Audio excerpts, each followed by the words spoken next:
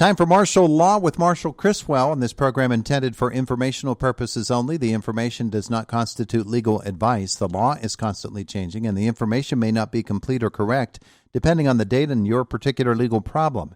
Each legal problem depends on its individual facts, and different jurisdictions have different laws and regulations. Because of that, you should not act or rely on any information in this segment without seeking the advice of a competent attorney licensed to practice law in your jurisdiction for your particular problem. We have one of those on the line right now. As a matter of fact, his name is Marshall Chriswell. Marshall, good morning. Good morning. Good to have you with us here today. I want to talk real estate law.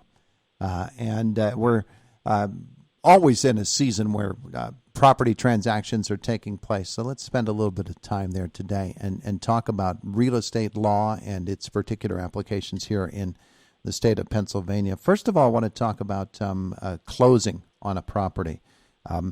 Define that term for folks who probably, there are a lot out there who don't understand what that term means. What is closing on a property?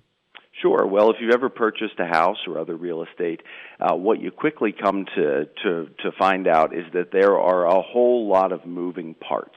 You've got your often real estate agents, multiple agencies involved with the buyer and the seller, and all the paperwork that's generated with the sales agreement and disclosures and things like that.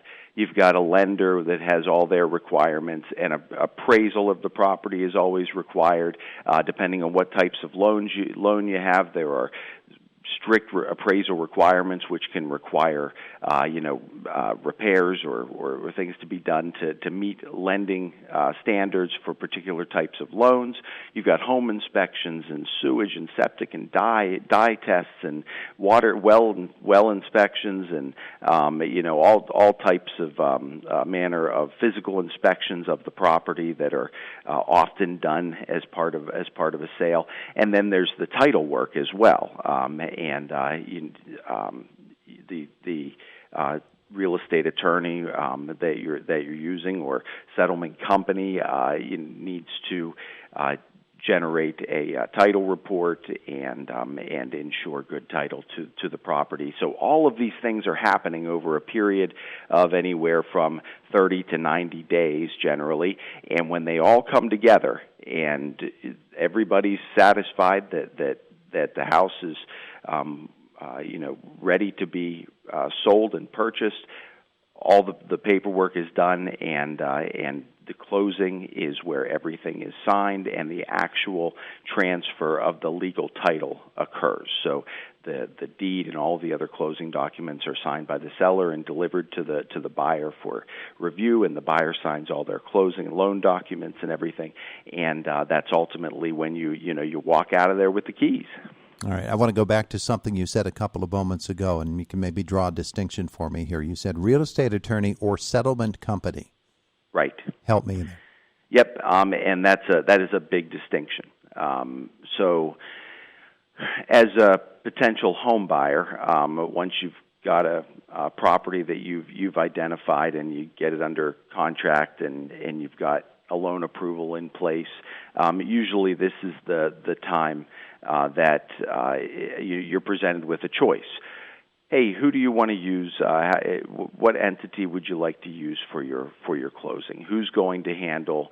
And when I say for the closing, whether it's a real estate attorney or a settlement company, this is the person, the entity that's going to be taking care of preparing and reviewing all of the paperwork, often drafting or reviewing the deed to the property, examining the title and ensuring that good title is being transferred, making sure all the paperwork is in good order, and also handling the escrow, because what happens is the bank issues, say you're borrowing $100,000 for the home to purchase the home, and you're contributing your down payment of, let's say, $20,000, and so all that money needs to be held in escrow and paid out to satisfy maybe a prior mortgage that you had, or and then all the closing costs and everything need to be taken care of. So the closing attorney or company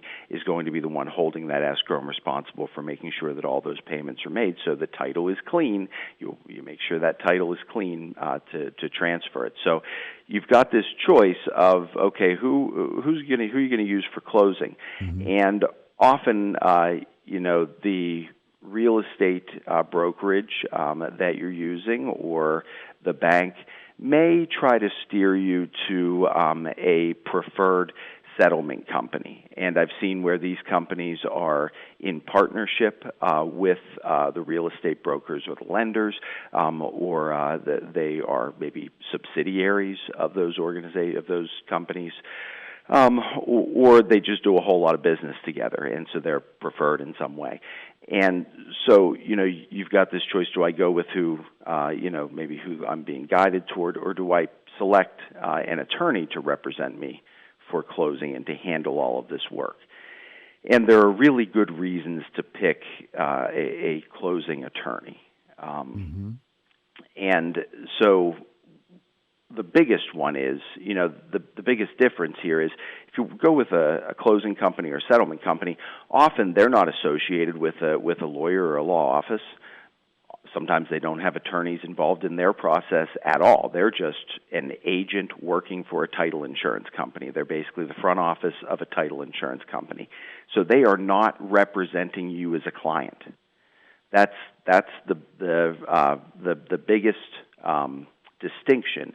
Is that, as a lawyer, I'm obligated to represent my client and to zealously advocate for them, and to, their priorities are going to be my priorities. So when you hire a real estate lawyer, that's what you're getting, someone who can provide legal advice, right? A closing company that's just hired to make sure that, to issue a title insurance policy and conduct closing, cannot provide you legal advice, cannot assist in negotiating purchase and sale agreements or the inevitable addendums that come up during the process, right? I've talked about this 30 to 90-day process you're going to go through. Yeah. There are things that can happen, right? Inspections go haywire. There are issues with boundaries at the property. Who knows? You need a lawyer to assist in negotiating the addendums and other documents you may need. So that's the biggest distinction, is that if you hire a lawyer to do your closing, you're represented. Yeah, and that attorney has such a deeper interest and probably a deeper understanding than somebody who's going to work as simply an agent on behalf of the company for whom they are employed. So yeah, that seems like the logical explanation of why you would choose an attorney over somebody who is an agent. Not that they aren't very well versed in what they do, but you're getting more of a product, more meat on the bones, if you will. Well, and it's more efficient because if there are so many things that can and do go wrong, or things that just issues that arise during the home buying process.